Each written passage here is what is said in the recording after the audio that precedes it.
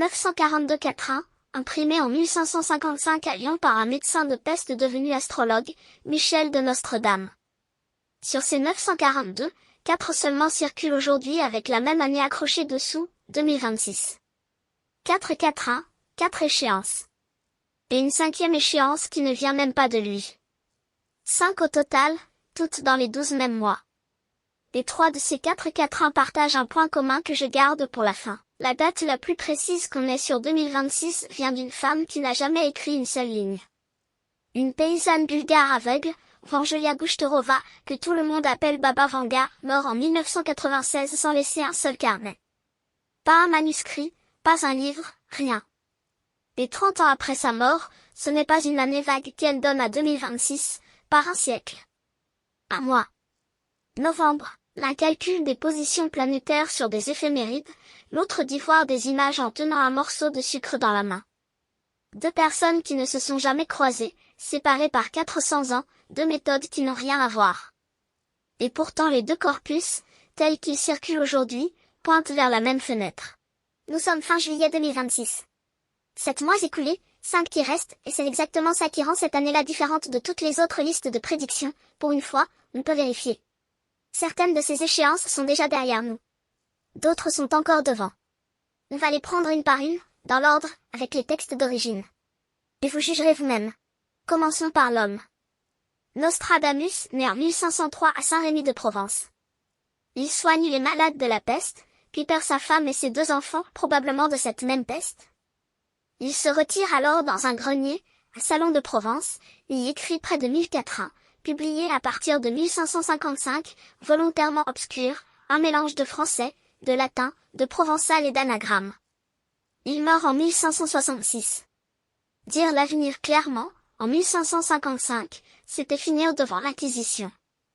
Il l'explique lui-même, noir sur blanc, dans sa lettre à son fils César. Alors il chiffre tout, il brouille les noms, il inverse les syllabes, il date en langage astronomique. Et ceux qui le relisent aujourd'hui soutiennent une chose troublante, ce code n'aurait pas été écrit pour son siècle à lui. Il aurait été écrit pour le nôtre. Baba Vanga, elle, n'a jamais eu besoin de code.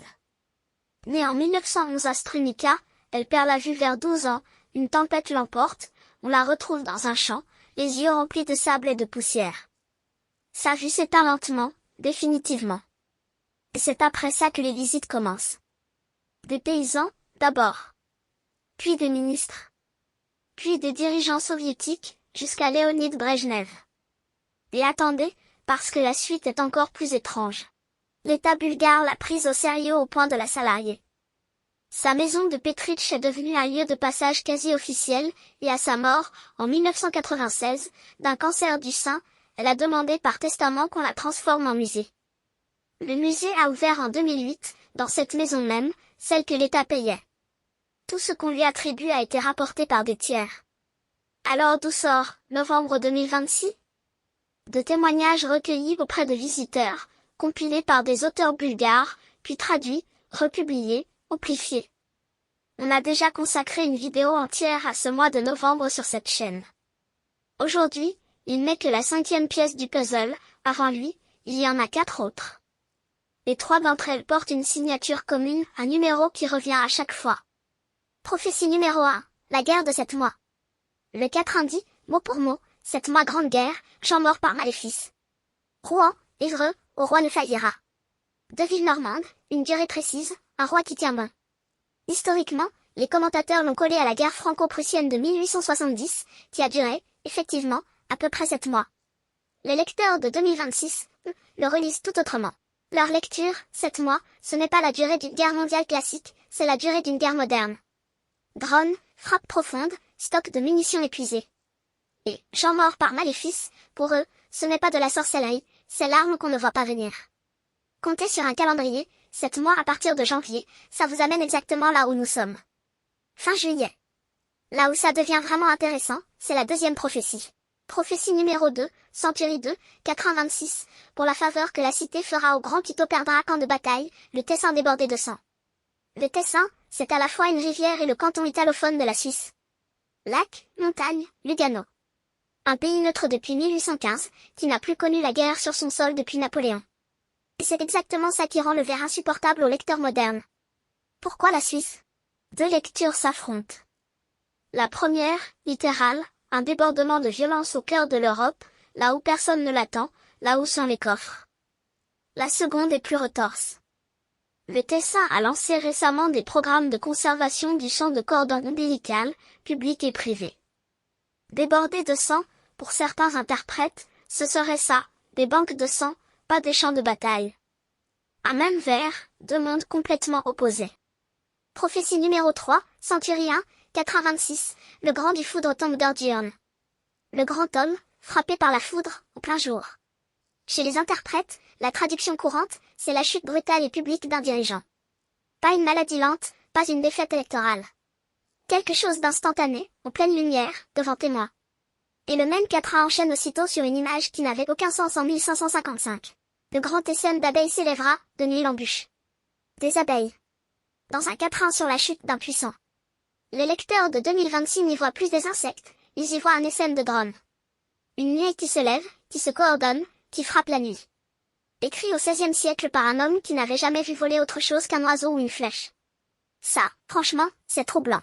Prophétie numéro 4, Century 7, 426, fuste et galère autour de cet navire, sera livrée une mortelle guerre. Cet navire. Et en mer de Chine méridionale, les interprètes actuels comptent exactement 7 acteurs dont les revendications territoriales se chevauchent, la Chine, Taïwan, le Vietnam, la Malaisie, Brunei, l'Indonésie et les Philippines. 7. Le compte tombe juste. Et ce n'est pas encore le plus étrange. Baba Vanga, elle, ne parle pas de navire. On lui attribue pour 2026 une vague de catastrophes naturelles, séismes, tsunamis, éruptions, touchant, selon les compilations qui circulent, 7 à 8% des terres émergées. 7 à 8% des terres émergées, c'est à peu près la surface de toute l'Europe. Et il y a une deuxième attribution, plus discrète, l'intelligence artificielle. 2026 serait l'année où ceux qui la construisent réalisent qu'ils sont allés trop loin. Et là, soyons honnêtes une seconde. Nous sommes fin juillet, et la troisième guerre mondiale annoncée par certains pour 2026 n'a pas éclaté. Cette case-là est vide.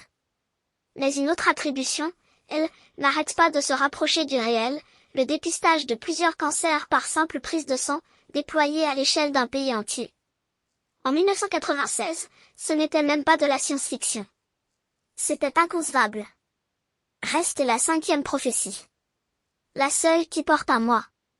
5e prophétie, la seule datée au mois près, novembre 2026. Un objet immense entrant dans l'atmosphère terrestre. Selon les compilations, Vanga aurait parlé d'un contact, d'une prise de contact avec quelque chose qui ne vient pas d'ici. C'est la prédiction la plus reprise de tout le corpus, et aussi la plus invérifiable. Jusqu'à novembre. Dans un peu plus de 3 mois, cette case sera cochée. Ou elle ne le sera pas. Alors qu'est-ce qu'on tient vraiment? Nostradamus n'a jamais écrit 2026. Pas une seule fois, dans 942 quatrains. Baba Vanga, elle, n'a jamais écrit une ligne de sa vie, et son musée ne contient aucun manuscrit. Tout ce qu'on vient de lire est une couche d'interprétation posée sur des textes ouverts, et les sceptiques ont raison de le rappeler. Et pourtant, il reste ce détail de numérotation que je vous ai promis au début. Les 3 quatrains qui circulent le plus pour cette année portent tous le même numéro. Century 1, verset 26. Century 2, verset 26. Century 7, verset 26. 26. Les sceptiques disent, évidemment, on les a choisis pour ça. Les autres répondent, alors pourquoi ces 3-là racontent-ils, à la suite, un dirigeant foudroyé, un SM qui se lève de nuit, et 7 navires en guerre? Novembre arrive dans 3 mois. Personne n'a la réponse. Tu vois un angle qui m'a échappé? Dis-le en commentaire. Abonne-toi si tu veux que je continue à creuser ce genre de sujet.